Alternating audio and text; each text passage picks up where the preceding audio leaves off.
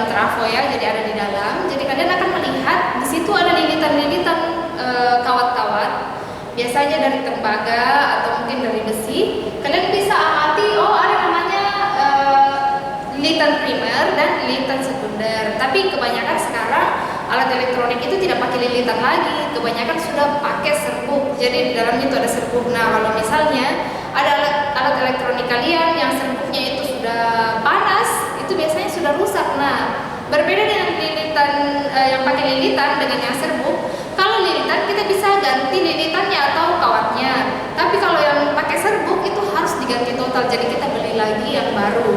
Nah, sekarang induktansi timbal balik itu persamaannya seperti ini. Jadi M itu induktansi silang ya. Ini untuk dua lilitan. Jadi ada primer dan ada sekunder. Nanti kita lanjut bahas tentang yang mana primer dan sekunder.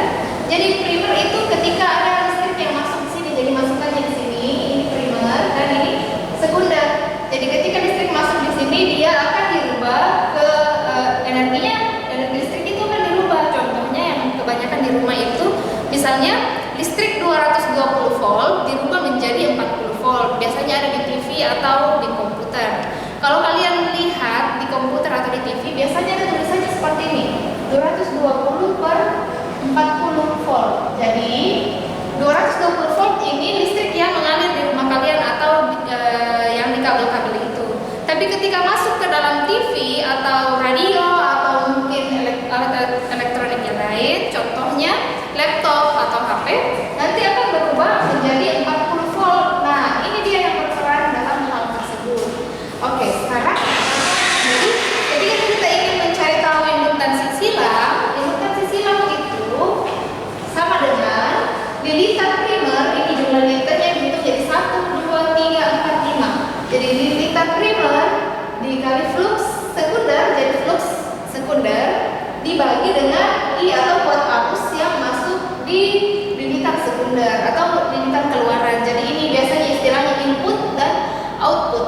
Sama juga kalau kalian pakai rumus ini, terserah mau rumus yang mana, rumus yang ini atau rumus yang ini. Tapi induktansi timbal balik ini jarang muncul soalnya di soal-soal ujian nasional ataupun soal masuk di perguruan tinggi. Boleh juga gunakan persamaan ini, NS flux P per IP. Jadi boleh pakai rumus ini, boleh juga pakai rumus yang ini kalau ada lilitan primer dan lilitan sekundernya, tapi tidak diketahui berapa I dan fluxnya. Jadi boleh gunakan persamaan ini. Jadi ada mu 0, ada A, dan dibagi dengan L, atau L itu disebut dengan panjang kumparan. Nah, ini dia keterangannya. Catat di buku catatan kalian dengan baik dan dengan rapi, karena ibu tahu bahwa materi ini sangat padat. Jadi tulis dengan rapi dan semoga kalian bisa pelajari nanti sebelum masuk di ujian akhir sekolah atau ujian akhir semester ya. Selanjutnya kita masuk di penerapannya. Nah, ini dia yang paling asik mengerjakannya ketika kita belajar tentang arus bolak-balik.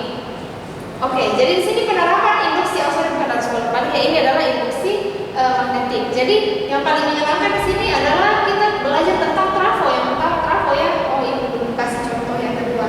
Jadi ini penerapannya yang pertama trafo atau transformator. Ini yang biasanya meledak di bawah tiang-tiang listrik, itu ada trafonya. Biasanya kalau misalnya overload atau berlebihan listriknya, dia akan meledak, biasanya bunyi itu keras dan bisa matikan listrik atau arus listrik di sekitar kalian, di lingkungan kalian akan padam bersamaan. Itu trafo ya, trafo yang besar. Tapi di setiap alat elektronik yang lain ada macam-macam, ada juga trafonya masing-masing. Jadi biasanya TV meledak, berarti trafonya yang meledak. Nah, perhatikan baik-baik. Ini ada dua macam trafo. Yang pertama, trafo step up, ini untuk menaikkan energi listrik. Bisa menaikkan tegangan, tegangan, kemudian menaikkan daya, kemudian tapi bisa menurunkan arus listrik yang masuk. Jadi berkebalikannya. Jadi kalau step down kebalikannya, dia menurunkan daya, menurunkan tegangan, tapi menaikkan arus listrik. Ini jarang ya biasanya digunakan. Biasanya ini trafo juga digunakan supaya listrik itu stabil dalam sebuah alat elektronik elektronik. Jadi kalau misalnya kalian menggunakan listrik PLN selalu stabil memang 220 volt. Tapi kadang-kadang listrik itu kurang mengalir dengan kurang aliran atau arus listriknya, kurang ya. Jadi kalau misalnya kurang aliran listriknya, kita gunakan trafo step down.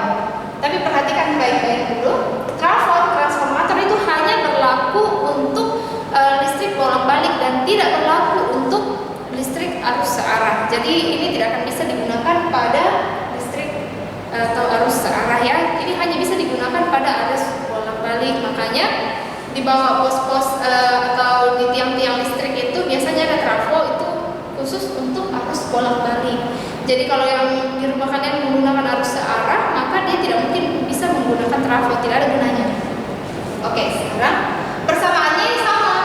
Persamaan trafo step up dan step down itu sama, hanya saja perbedaannya adalah ini lilitannya. Lilitan untuk step up itu primernya sedikit, sekundernya banyak. Kalau ini primernya banyak, sekundernya sedikit, seperti itu. Ingat baik-baik ini, jangan sampai terbalik. Kemudian persamaannya sama, PS per P primer sama dengan NS per M primer sama dengan VS per V primer. Kemudian sama dengan I primer per I sekunder. Jadi kebalikannya sendiri, dia berbanding terbalik dari semuanya ini. Kalau yang lain semuanya sekunder, sekunder, sekunder, primer, primer, primer. Kalau ini sendiri primer di atas dan sekunder. Jadi berbanding terbalik kalau buat arus listrik. Nah, jadi kalau nanti ada pertanyaan apa sih fungsinya trafo step up? Kalau fungsinya trafo step up menaikkan daya, menaikkan tegangan, tapi menurunkan buat arus listrik. Nah, efisiensi trafo, maksudnya efisiensi trafo itu apa? Kerjanya itu maksimalnya sebanyak apa sih? Nah, jadi nilainya disimbolkan dengan eta. Ini cara menggambarnya eta. Oke, eta sama dengan atau efisiensi trafo sama dengan PS per P primer. Nah, sedangkan PS itu rumusnya IS kali VS, P primer rumusnya IP kali V primer. Jadi kalau kalian diberikan soal dan diketahui dayanya, daya primer dan daya sekunder, dan dicari efisiensinya, langsung gunakan persamaan ini. Tapi kalau tidak diketahui P primer, diketahui PS, maka boleh gantikan P primer dengan persamaan ini.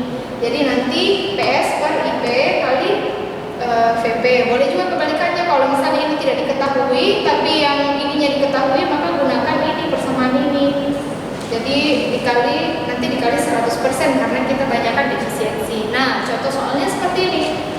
Sebuah trafo mengubah tegangan 20 volt. Ingat, mengubah tegangan 20 volt menjadi 110 volt. Nah, kita ketahui bahwa untuk menaikkan, jadi naik ya, jadi dari 20 volt menjadi 110 volt, berarti ini namanya transformator step up. Ingat, ini step up. Nah, bila efisiensi trafo 60%, jadi sudah ada etanya 60%, dan kumparan sekunder dihubungkan dengan lampu 220 volt. Jadi ini sekundernya ya. Jadi di sini VS dan ini dayanya, daya sekunder 60 watt, berarti WPS. Nah, kalau yang ini tadi ada V primer dan di sini V sekunder. Ini untuk trafonya. Sekarang kita cari tahu dulu pertama arus primer dan sekunder. Untuk arus primer dan sekunder kita gunakan persamaan. Kita gunakan dulu persamaan ini ya, yang eta, karena kita punya persamaan ini supaya dapat I. Jadi kita gunakan persamaan ini. Boleh juga pakai persamaan ini, tapi sayangnya ada yang belum kita ketahui, yaitu I primer dan I sekunder. Jadi kita gunakan persamaan yang paling banyak diketahuinya di situ. Jadi eta sama dengan PS-nya ada tidak? Kita cari tahu dulu. P sekunder. Oh, ada. Boleh pakai begini. Jadi PS ada. Terus ada tidak P primernya? Ternyata P primernya tidak ada. Kalau tidak ada P primer, kita gunakan persamaan IP kali V primer. Jadi I primer ini yang ditanyakan ya. I primer dikali V primer tadi di sini 20 volt. Nah, masukkan nilainya. Ingat, kali 100% ya, kali 100%. Hasilnya 60% sama dengan P sekunder sama dengan 60 dibagi I primer dikali 20 volt dikali 100%. Mati persennya, 60-nya juga mati. Sekarang kita tinggal sudah peroleh hasilnya ini, kita tinggal sederhanakan IP sama dengan 100 dibagi 20. Oke, kalau sudah dapat 20 di sini, hasilnya ini adalah 20 ya. Oke, 100 per 25 jawabannya ya. Jadi IP-nya sama dengan 5. Sekarang kita ditanyakan I sekunder. Nah, kalau I sekunder bisa pakai persamaan ini, PS sama dengan IS kali PS. Jadi I sekunder sama dengan PS dibagi VS. Sedangkan PS itu tadi 60 dibagi VS-nya. Oke, VS yang pertama dari sini 10